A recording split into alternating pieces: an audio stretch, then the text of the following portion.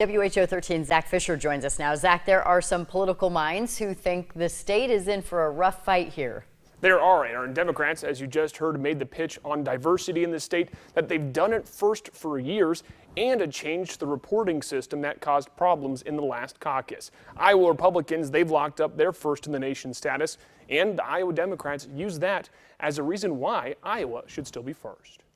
Iowa deserves to continue to be the first test for presidential candidates, and we made that argument, and one of the reasons is Republicans will be going first.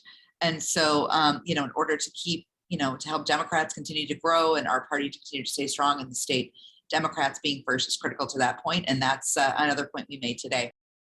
The Iowa Republican Party controls the governor's office in both the House and Senate, which makes one professor I talked to this afternoon doubtful about Iowa being a battleground state.